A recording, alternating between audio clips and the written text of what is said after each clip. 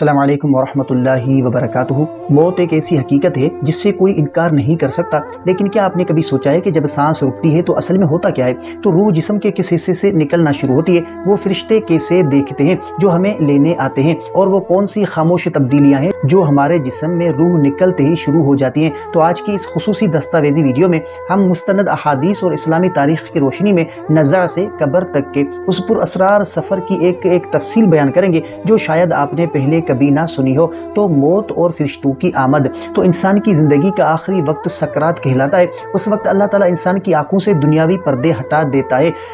نیک روح کا منظر تو نیک انسان کے پاس سفید چہروں والے فرشتے آتے ہیں جن کے پاس جنت کا ریشمی کفن اور خوشبو ہوتی ہے۔ ملک الموت عزرائیل علیہ السلام سرہانے آ کر نہایت نرمی سے کہتے ہیں کہ اے اطمینان والی روح، اپنے رب کی مغفرت کی طرف چل، اور بدکار روح کا منظر تو اس سے برعکس گنہگار کے پاس سیاہ چہرے والے فرشتے ٹاٹ کا ٹکڑا لے کر آتے ہیں۔ روح جسم میں چھپنے کی کوشش کرتی ہے لیکن اسے سختی سے کھینچا جاتا ہے، اور خاموش حقیقت تو روح تلو سے نکلنا شروع ہوتی ہے اور آخر میں حلق تک آتی ہے۔ یہی وجہ ہے کہ مرنے والے کے پاؤں سب سے پہلے ٹھنڈے پڑ جاتے ہیں، اور جو ہے وہ جسم کی حیاتیاتی تبدیلی اور سنت نبوی۔ تو دیکھیں کہ میت کو سیدھا کرنے اور آنکھیں بند کرنے کا گرافک، تو جیسے ہی روح نکلتی ہے جسم ڈیڈ باڈی بن جاتا ہے۔ یہاں اسلام ہمیں کچھ فوری کاموں کا حکم دیتا ہے جو سائنسی طور پر بھی حیران کن ہے۔ تو آنکھیں بند کرنا، تو نبی کریم صلی اللہ علیہ وسلم نے فرمایا کہ جب روح قبض ہوتی ہے تو آنکھیں اس کا پیچھا کرتی ہیں، اس لیے انہیں فوراً بند کر دیا جائے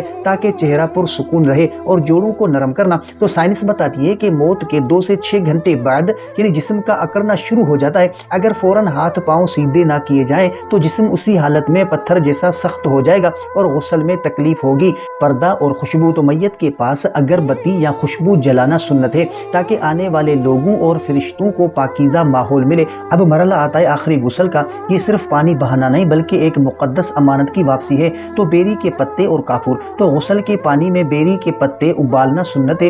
سائنس کہتی ہے کہ بیری کے پتے جراثیم سے پاک کرتے ہیں، جبکہ کافور جسم کو ٹھنڈک دیتا ہے اور کیڑے مکوڑوں کو دور رکھتا ہے۔ اور تیل اور کنگھی کی ممانعت، تو دیکھیں کہ جیسا کہ ہم جانتے ہیں کہ میت کو تیل لگانا یا بالوں میں کنگھی کرنا منع ہے، کیونکہ اس وقت مقصد جو ہے وہ زینت نہیں بلکہ سادگی اور وقار کے ساتھ خالق حقیقی کے سامنے پیش ہونا ہوتا ہے۔ تو دیکھیں کہ جب میت کو چار پائی پر اٹھایا جاتا ہے تو وہ کلام کرتی ہے جسے انسان اور جنات کے علاوہ ہر مخلوق سنتی ہے۔ نیک روح کی تڑپ، نیک روح کہتی ہے کہ قدم جلدی اٹھاؤ، مجھے میرے رب کے پاس جلدی لے جاؤ۔ قبر کی پکار، تو قبرستان پہنچتے ہی زمین پکارتی ہے کہ اے آدم کے بیٹے، تو میری پیٹھ پر چلتا تھا، اب میرے پیٹ میں آئے گا تو رنگ برنگی کھانے کھاتا تھا، اب تجھے کیڑے کھائیں گے۔ تو تدفین کی حکمت، تو میت کو دائیں کروٹ پر قبلہ رخ لیٹانا اور گٹھانے کھول دینا اس بات کی علامت ہے کہ اب بندہ آزاد ہو کر اپنے رب کی پناہ میں آ گیا ہے۔ تو لوگ مٹی ڈال کر واپس مڑتے ہیں، ان کے جوتوں کی آہٹ ابھی سنائی دے رہی ہوتی ہے کہ زندگی کا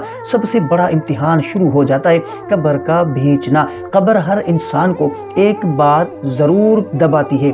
نیک انسان کے لیے ماں کی ممتا جیسی چپتی ہے، جبکہ گنہگار کی پسلیاں ایک دوسرے میں دس جاتی ہیں، اور فرشتوں کا ظہور تو منکر اور نکیر اپنی ہیبت ناک شکلوں میں آتے ہیں۔ ان کی آنکھیں نیلی اور آواز کڑکدار بجلی جیسی ہوتی ہے۔ وہ 3 سوال پوچھتے ہیں، تیرا رب کون ہے، تیرا دین کیا ہے، اور اس ہستی محمد صلی اللہ علیہ وآلہ وسلم کے بارے میں تو کیا کہتا تھا۔ تو جنت یا جہنم کی کھڑکی، تو کامیاب ہونے والوں کے لیے جنت کی کھڑکی کھول دی جاتی ہے اور اسے کہا جاتا ہے کہ سو جا اس دلہن کی طرح جسے اس کا محبوب ہی جگائے گا۔ تو ناظرین، یہ وہ سفر ہے جس سے ہم سب کو گزرنا ہے۔ قبر کی وہ پہلی رات ہماری ابدی زندگی کا فیصلہ کرے گی۔ کیا ہم تیار ہیں؟ دعا ہے اللہ تعالی ہمیں خاتمہ بالخیر نصیب فرمائے اور ہماری قبروں کو جنت کے باغوں میں سے ایک باغ بنا دے۔ تو امید ہے کہ آپ کو اس ویڈیو سے کافی کچھ سیکھنے کو ملا ہوگا۔